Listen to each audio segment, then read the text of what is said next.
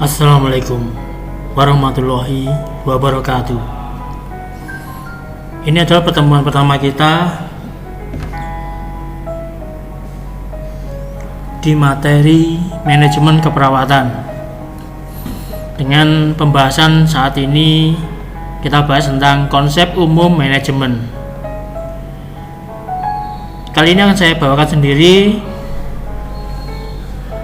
Mungkin perkenalan dulu. Walaupun saya yakin kalian sudah kenal sama saya adalah Dwi Haryanto, yang biasa kalian panggil dengan sebutan Pak Hari. Dwi Haryanto ya, jangan dipotong, cuma Dwi Hari saja ya. Oke, kita langsung masuk ke materinya. Manajemen. Apa itu manajemen? Adakah yang sudah tahu apa itu manajemen? Komen di bawah ya. Berikut adalah definisi secara umum dari manajemen.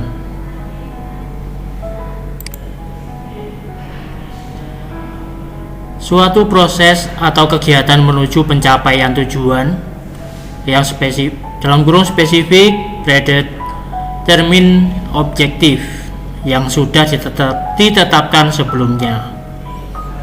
Bagaimana untuk menyelesaikan sesuatu melalui orang? Ini adalah suatu pertanyaan. Bagaimana kita menyelesaikan permasalahan kita melalui orang-orang di sekitar kita? Definisi secara umum ini masih mungkin sebagian orang masih agak bingung ya. Suatu proses atau kegiatan menuju pencapaian tujuan yang sudah ditetapkan sebelumnya. Jadi, untuk bisa mencapai tujuan yang diinginkan, kita harus mempersiapkan sesuatu. Apa itu?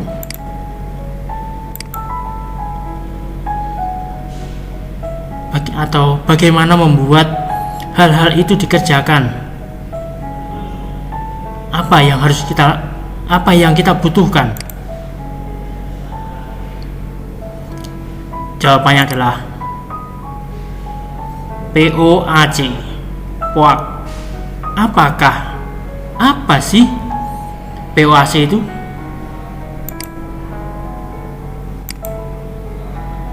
Inilah. P adalah planning atau perencanaan. O, organizing atau pengorganisasian. Yang A, actuating, pelaksanaan. Yang C adalah controlling atau pengendalian. Apa yang sudah direncanakan? Di dalam rencana pasti ada namanya tujuan. Untuk mencapai tujuan itu harus ada kriterianya. Kriteria keberhasilannya itu seperti apa?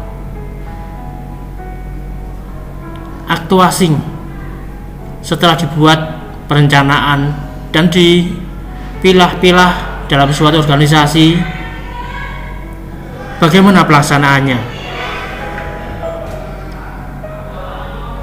Setelah dibuat pelaksanaannya, harus ada yang namanya controlling atau pengendalian.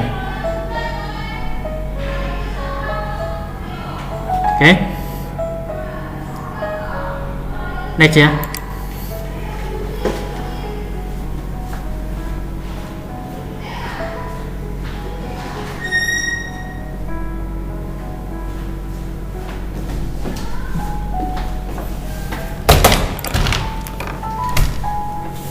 Kemudian kita langsung masuk ke pengertian. Pengertian menurut Giles tahun 1986. Nanti di bawah akan menjelaskan apa itu POAC. Diterjemahkan oleh Dika Sukmana dan Rika Widya Sukmana tahun 96. Manajemen didefinisikan sebagai suatu proses dalam menyelesaikan pekerjaan melalui orang lain. John D. Millet, manajemen adalah proses pengarahan dan pemberian fasilitas kerja orang yang diorganisasikan dalam kelompok formal untuk mencapai tujuan yang dikehendaki. Pengertian seperti ini kita nggak boleh merubah-rubahnya. Mungkin bentuk kalimatnya boleh dirubah, tapi pada intinya harus selalu sama. Pengertian yang lain, menurut J.R. Terry, mendefinisikan manajemen sebagai suatu proses yang khas, terdiri dari perencanaan, pengorganisasian, penggerakan, pelaksanaan, dan pengendalian yang dilakukan untuk menentukan serta mencapai sasaran yang telah ditentukan dengan memanfaatkan sumber daya manusia dan sumber daya yang lain.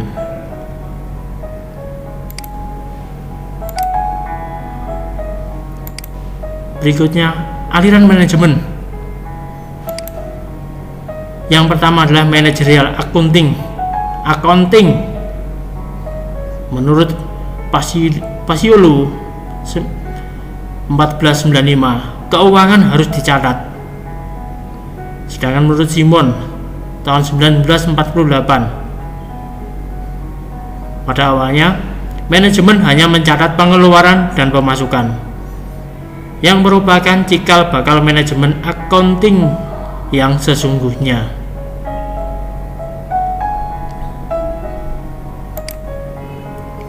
Yang kedua, managerial economic tahun 1900 mulai memikirkan fungsi produksi.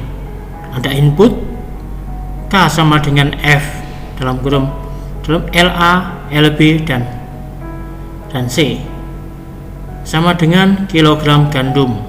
Fokus optimization, minimum input, hasil maksimal. Tokoh yang berperan dalamnya adalah Adam Smith. Dan berikut adalah keterangannya. Oke, kita untuk yang ini kita hanya sekedar tahu saja. Tidak perlu menghafal, tidak perlu mempelajari lebih dalam. Kita hanya sekedar tahu aja, karena kita di jurusan keperawatan ya. Hanya sekedar tahu ini ada sejarahnya dari manajemen. Next ya. Organization theory. Ini yang ketiga. Fokus utama manajemen untuk menjabarkan fungsi-fungsi, misal fungsi mengolah tanah, fungsi menyemai bibit dan lain-lain. Pengelompokan fungsi-fungsi sejenis, aksimen fungsi kepada lini organisasi, misal asuhan keperawatan.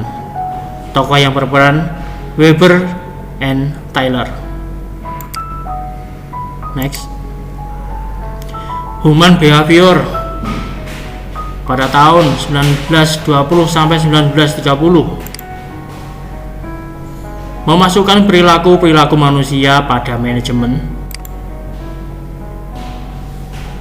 yang meliputi fungsi-fungsi yang tidak relevan dengan tujuan harus dihilangkan.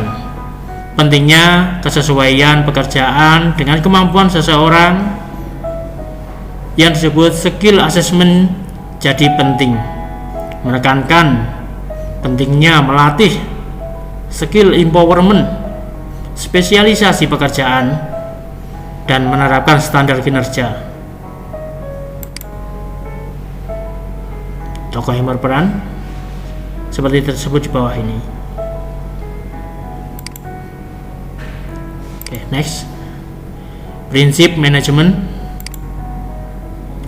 Prinsip-prinsip umum manajemen antara lain telah dirumuskan oleh Henry Fayol dalam bukunya yang berjudul Administration Industrial et General yang terbit di Paris tahun 1961. Ia mengemukakan 14 prinsip yang telah banyak dikutip oleh sarjana-sarjana sebagai di bawah ini.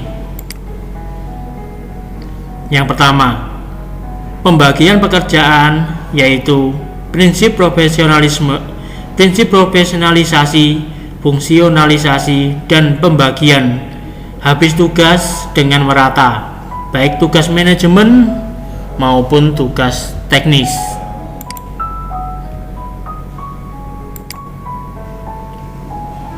Yang kedua, pemenang dan tanggung jawab. Weil berpendapat bahwa harus ada kaitan antara wewenang dan tanggung jawab. Jadi kalau punya wewenang, dia harus punya tanggung jawab juga.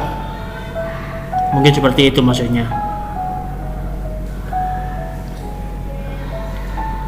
Hanya orang yang berwenang yang bertanggung jawab. Bisa juga seperti itu. Yang ketiga adalah disiplin. Bertolak dari pengertian disiplin sebagai menghormati persetujuan yang diarahkan kepada adanya ketaatan, keadaan, semangat, dan bukti rasa hormat yang nyata. Berikutnya, yang keempat, kesatuan perintah. Seorang pegawai menerima perintah. Perintah-perintah harus hanya dari seorang atasan langsung saja. Kesatuan arah setiap kelompok dari kegiatan-kegiatan yang tujuannya sama harus mempunyai satu pimpinan dan satu rencana. Subordinasi kepentingan pribadi kepada kepentingan umum dalam setiap kelompok kepentingan harus ditempatkan di atas kepentingan perorangan.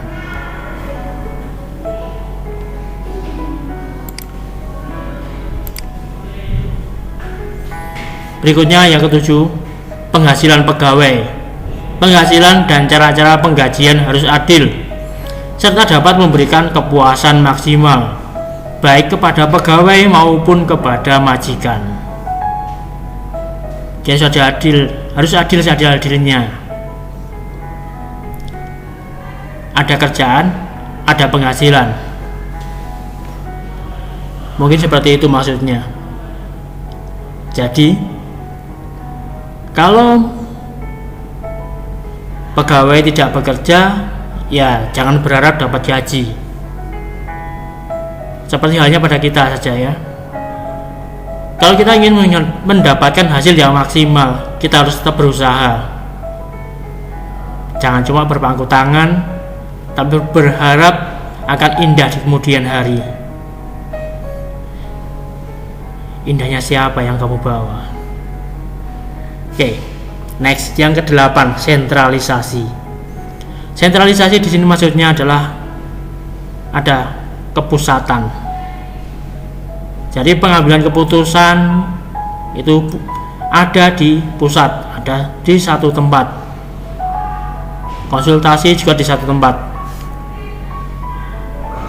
Dan untuk pembayaran, pengeluaran juga dari satu arah. Nggak bisa jadi banyak arah. Jadi antara pemasukan dan pengeluaran keuangan itu akan jelas. Yang ke-9, rantai jenjang merupakan garis tingkatan wewenang. Mata rantai pimpinan dari tingkat yang tertinggi sampai terendah. Yang ke-10, ketertiban. Harus tertib semua anggota. Berikutnya yang 11, kejujuran. Kejujuran dalam bekerja, kejujuran dalam berusaha. Itu sangat penting. Karena dengan kejujuran akan membuat orang yang melihatmu akan semakin percaya sama kamu. Kepastian masa jabatan pegawai. Jadi harus ada aturan kira-kira berapa lama pegawai tersebut akan naik jabatan,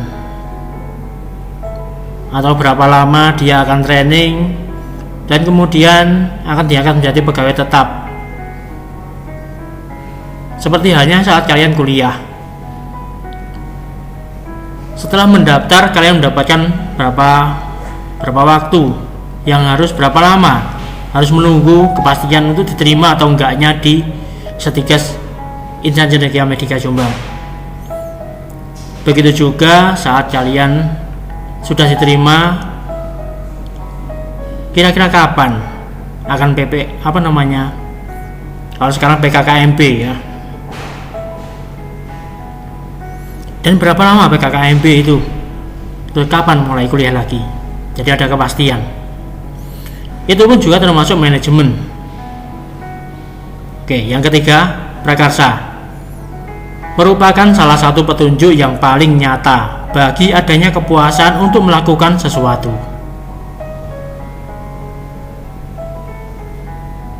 Yang ke-14, semangat kerjasama. Ini adalah prinsip bahwa persatuan adalah kekuatan dan merupakan perluasan dari prinsip kesatuan perintah. Di dalam keperawatan sendiri perlu adanya kerjasama antara satu dengan yang lain. Contohnya, saat kalian misal tugas di puskesmas, perlunya ada kerjasama dengan rumah sakit, karena saat menghadapi pasien dengan kondisi yang buruk, pasien tersebut harus dirujuk. Di sini diperlukan kerjasama. Informasi yang harus disampaikan kepada pihak rumah sakit. Saat di puskesmas, pasien tersebut mendapatkan terapi apa aja. Kemudian terapi itu disampaikan kepada pihak rumah sakit. Begitu juga apapun kondisi pasien juga harus tetap disampaikan kepada pihak rumah sakit. Dan di sini diperlukan yang namanya kejujuran, kepastian.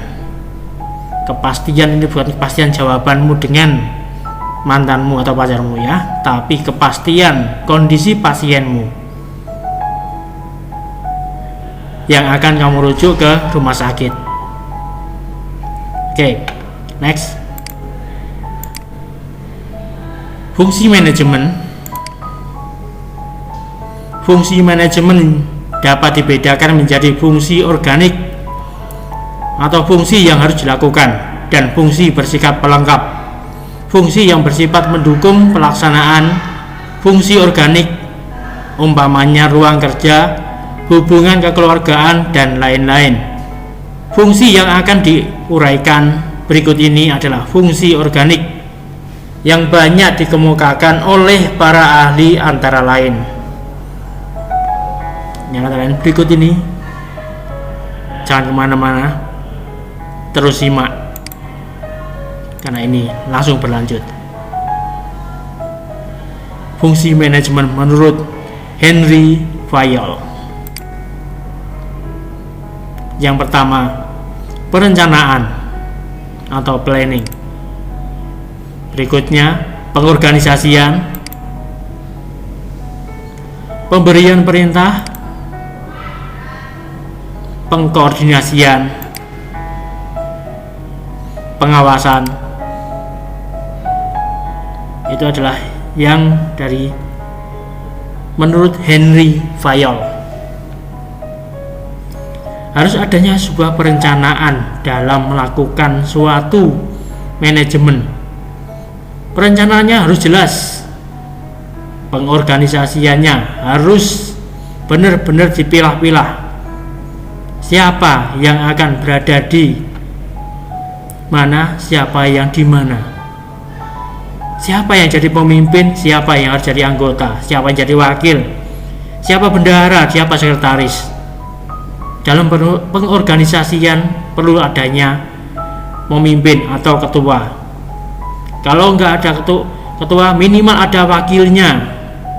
Jadi saat ada tindakan yang harus diputuskan segera, kalau nggak ada ketua, ada wakilnya yang bisa dijadikan pemimpin.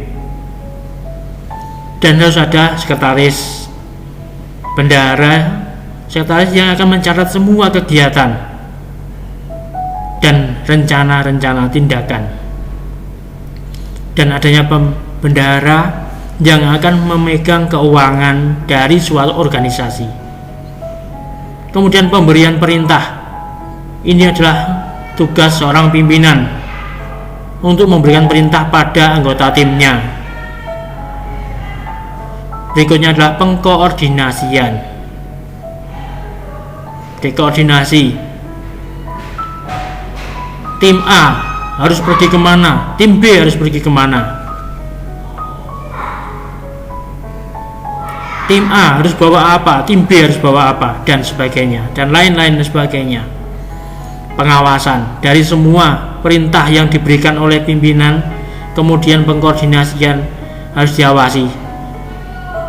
Tugas yang sudah dibagi dalam anggota timnya itu diawasi agar benar-benar terlaksana dan tercapailah suatu tujuan yang sudah direncanakan.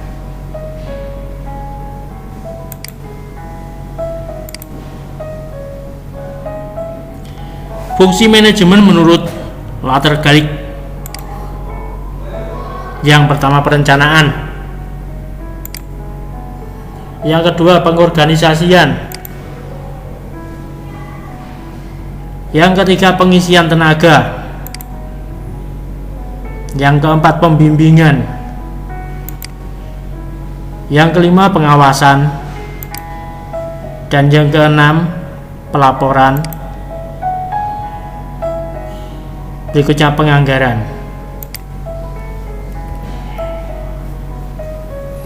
Apa yang membedakan dari fungsi yang sebelumnya menurut pengarang yang sebelumnya?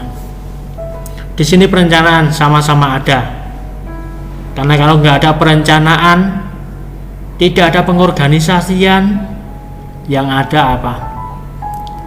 Tidak akan pernah mencapai tujuan. Yang penting jalan aja, tapi nggak ada rencana, nggak ada tujuan yang pasti.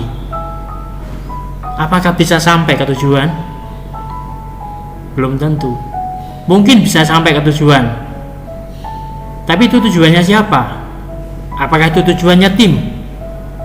Apakah itu tujuan Anda? Kalau ada orang yang asal jalan aja kok mencapai tujuan, mustahil. Orang dikatakan sukses itu kalau tujuannya tercapai.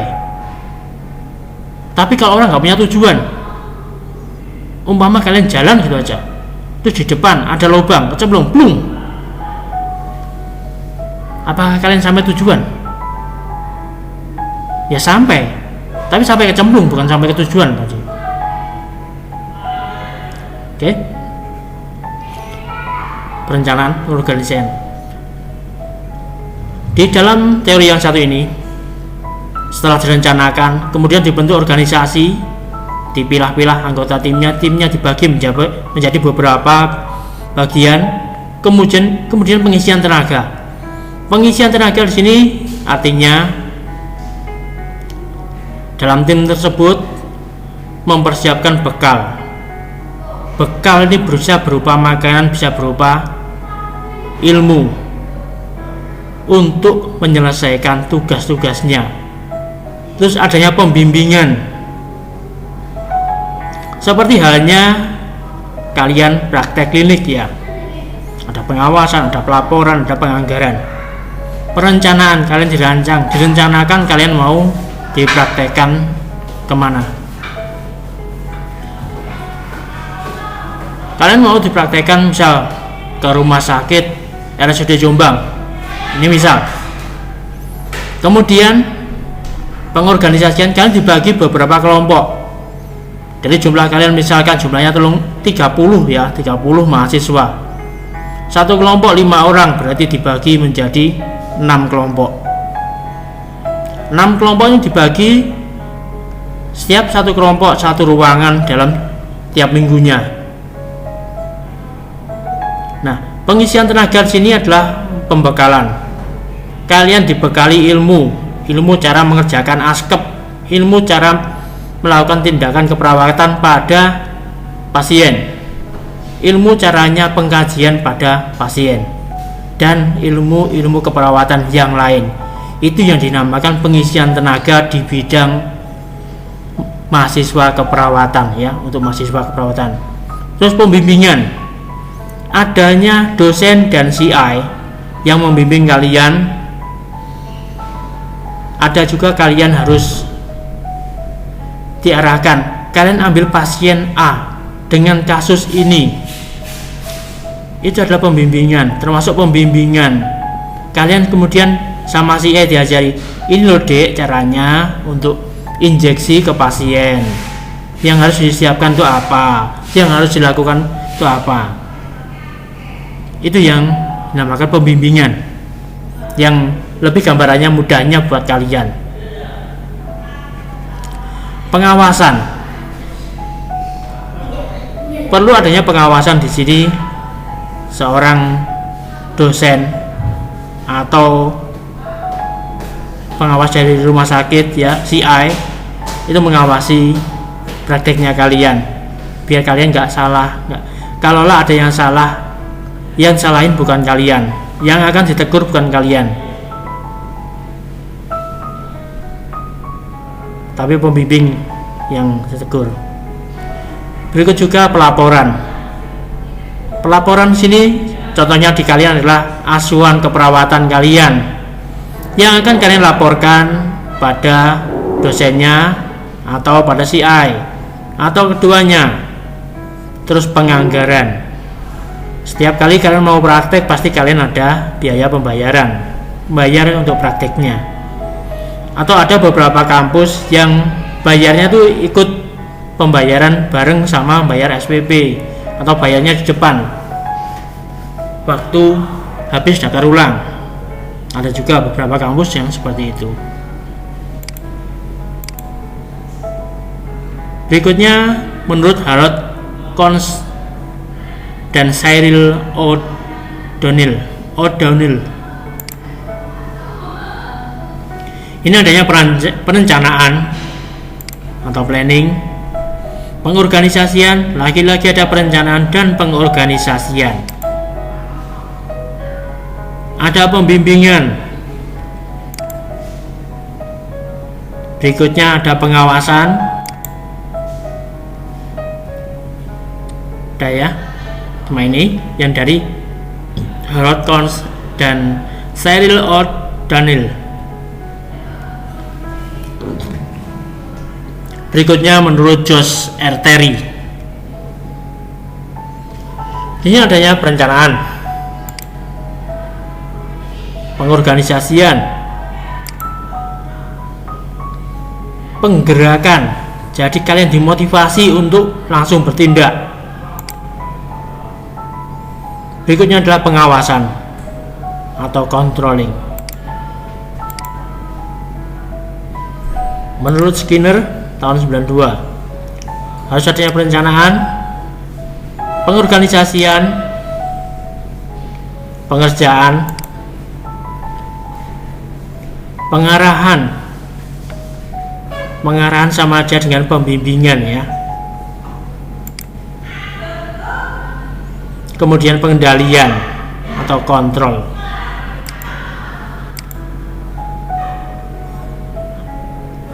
Berikutnya adalah menurut Stephen P. Rabin tahun 93. Yang pertama perencanaan, kedua pengorganisasian, yang ketiga memimpin, yang keempat pengendalian atau controlling. Yang berikutnya menurut Departemen Kesehatan RI. Yang pertama perencanaan, kedua penggerakan pelaksanaan, dan yang ketiga adalah pengendalian, pengawasan, dan penilaian. Ini yang terjadi di dunia kesehatan.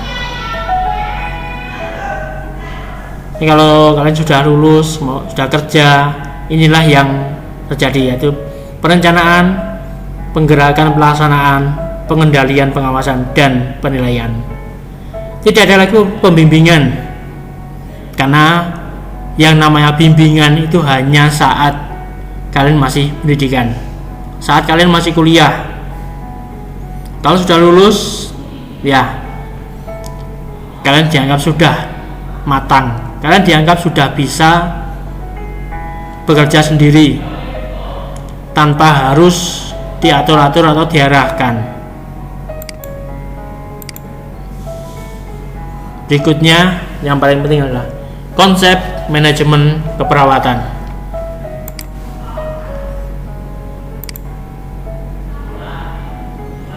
Kali ini adalah manajemen untuk keperawatan itu sendiri. Menurut Gillis, diterjemahkan oleh Dika Sukmana dan Rika Widya Sukmana tahun 1996. Manajemen keperawatan adalah suatu proses bekerja melalui anggota staf keperawatan untuk memberikan asuhan keperawatan secara profesional.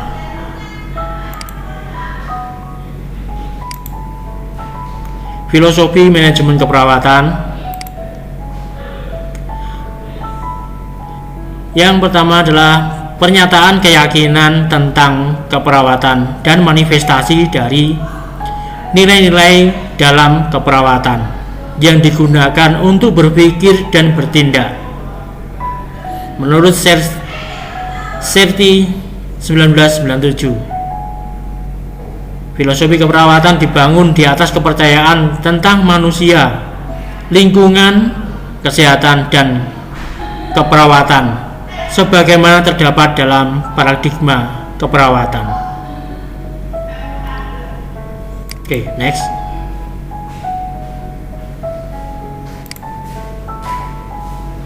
Total Quality Management menurut W. Edward Deming adalah sebagai suatu dasar filosofi manajemen. Karakteristik filosofi tersebut meliputi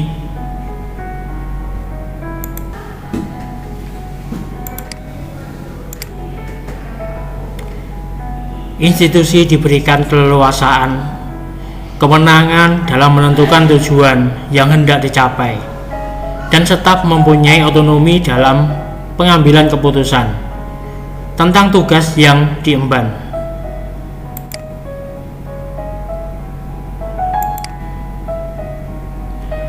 Kemudian, institusi diajarkan untuk membuat keputusan dalam meningkatkan kualitas kerja dan produktivitas kerja.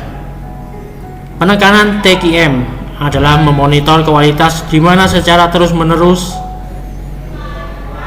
mengumpulkan data dengan pendekatan ilmiah ke arah peningkatan kualitas. Rencana strategi untuk masa depan dapat melalui pembentukan suatu komitmen tentang kualitas dan produktivitas. TQM terus berupaya memenuhi kebutuhan masyarakat, baik secara kualitas dan produktivitas, untuk mencapai kesepakatan dengan pihak customer, internal dan eksternal.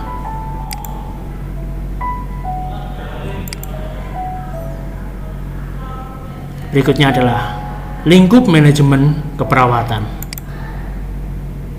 Yang pertama, manajemen sebagai bagian dari ilmu administrasi. Ciri pokok dalam manajemen yakni efisiensi dalam pemanfaatan sumber daya, baik termasuk tenaga, dana, alat, waktu, dan lain sebagainya. Yang kedua, efektif dalam menentukan alternatif kegiatan untuk mencapai tujuan organisasi. Di sini efisiensi efektif memanfaatkan sebaik-baiknya sumber daya yang ada, efektif memaksimalkan bagaimana menghemat tenaga, dana, alat, dan waktu untuk kegiatan keperawatan, karena tugas seorang perawat itu sangat banyak dan sangat berat.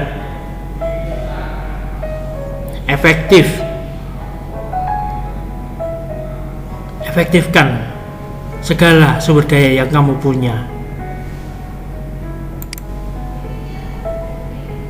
Berikutnya adalah rasional dalam pengambilan keputusan. Saat menghadapi pasien yang sesak, apa yang kamu lakukan? Apakah mengajaknya ngobrol atau langsung disiapkan O2 sambil kita mencari tahu penyebab dari sesaknya itu?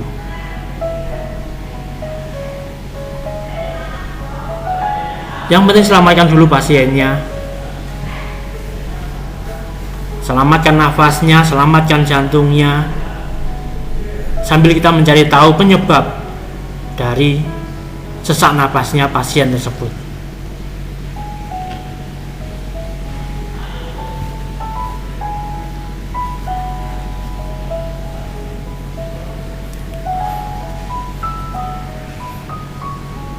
Oke, kita lanjut ya.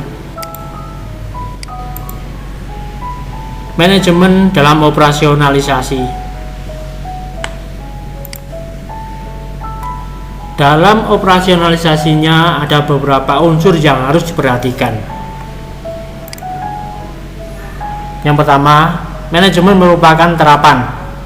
Sebagai ilmu terapan, manajemen harus berada dalam dunia nyata, baik dalam organisasi formal maupun informal, baik dalam keluarga, pengorganisasian, dan lain-lain. Jadi, kita menerapkan ilmu keperawatan atau ilmu kesehatan kita kepada pasien kita, baik itu pada keluarga kita sendiri, keluarga pasien, pada pasien itu sendiri, pada organisasi kita. Organisasi kita adalah PPNI. Bagaimana kita menerapkan ilmu kita pada organisasi kita, bagaimana mengembangkan organisasi kita juga.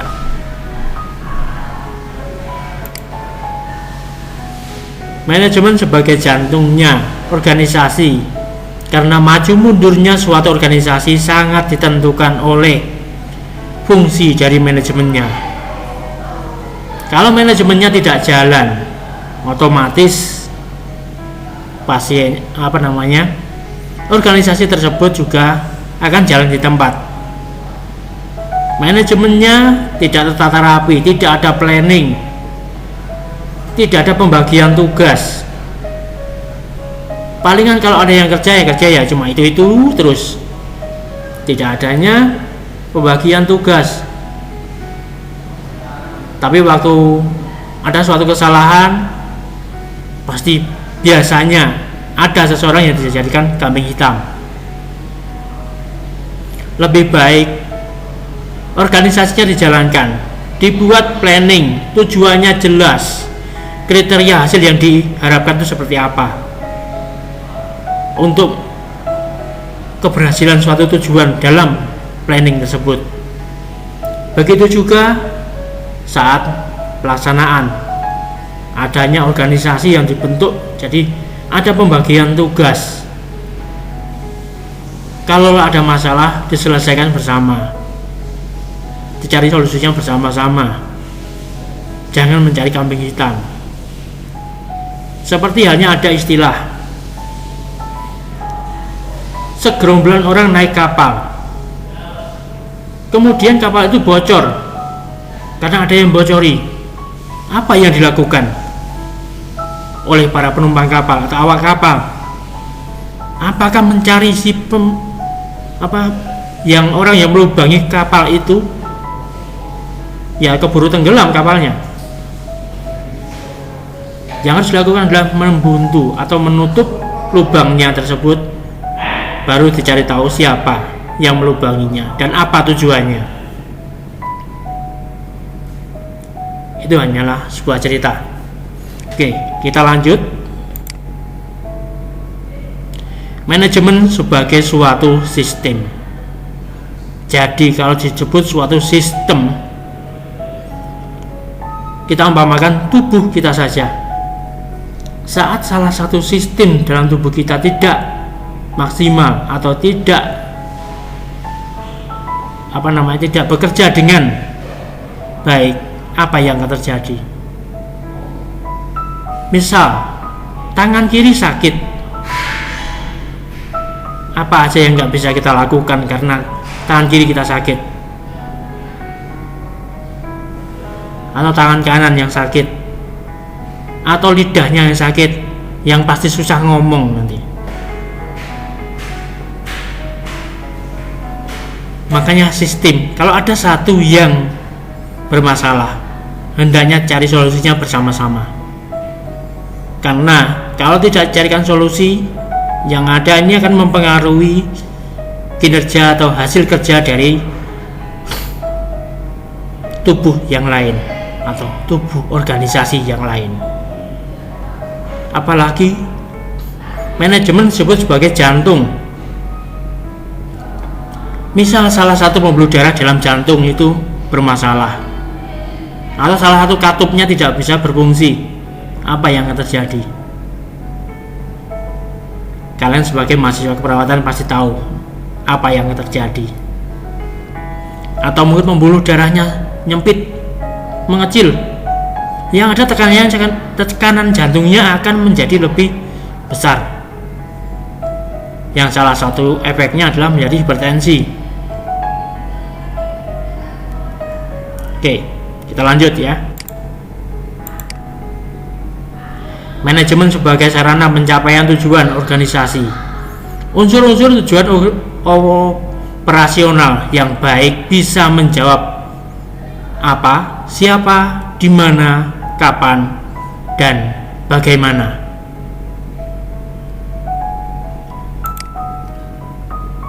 Manajemen sebagai mekanisme kerjasama sekelompok orang untuk mencapai tujuan organisasi. Nah, makanya adanya planning. Di dalam planning itu ada tujuan. Di dalam setelah tujuan harus ada kriteria hasil, dan kemudian apa yang harus dilakukan, rencana apa yang akan dilakukan untuk mencapai tujuan tersebut.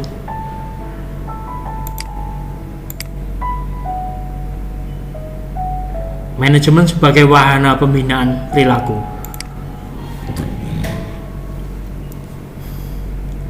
Manajemen sebagai suatu proses pencapaian tujuan organisasi. Manajemen sebagai proses pemecahan masalah. Manajemen sebagai metodologi pengembangan jiwa kepemimpinan. Manajemen asuhan perawatan.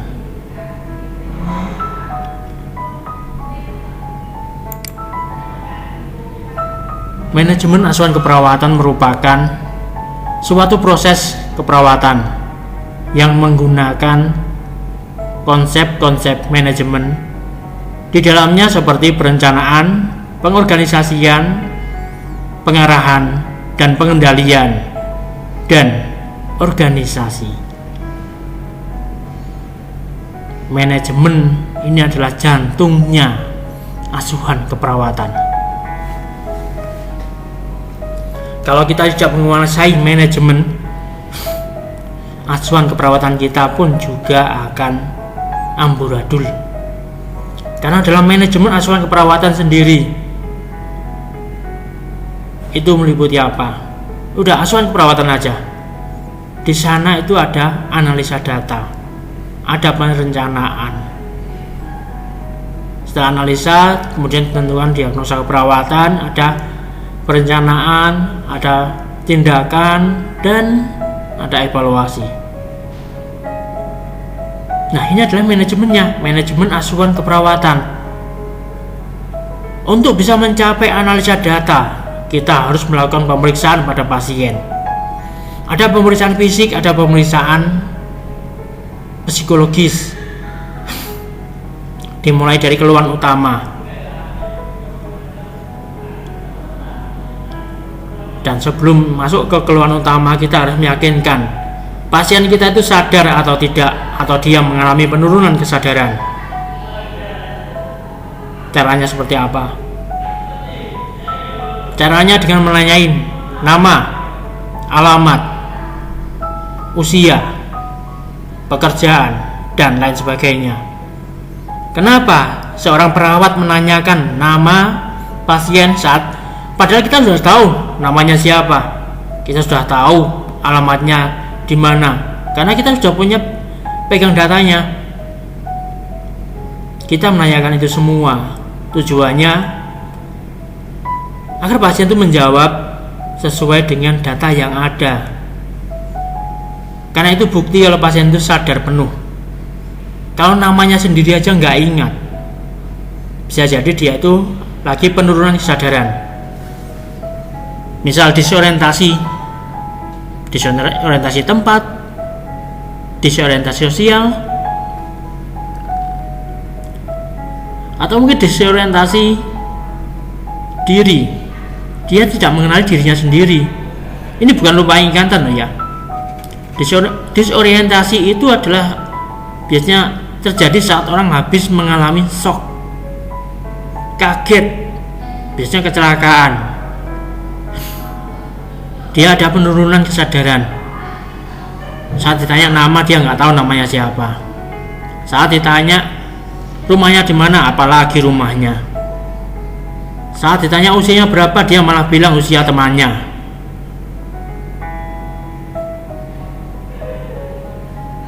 Bahkan kadang-kala ada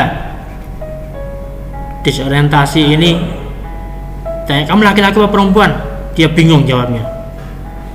Bukan dia lupa kalau dia itu laki-laki atau perempuan, tapi dia nggak mengerti. Saat disorientasi, dia nggak mengerti dia apa itu laki-laki, apa itu perempuan. Ada kasus seperti itu, saya pernah menemuinya sendiri saat melakukan pengajian ke pasien. Oke, kita lanjut.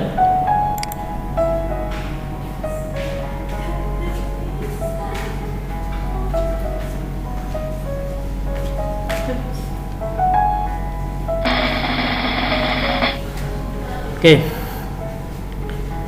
sekian dulu ya. Lain kali kita lanjutkan lagi di pertemuan yang berikutnya. Jangan lupa like, subscribe, dan share. Kalian boleh nge-share channel saya ini kemana saja. Oke.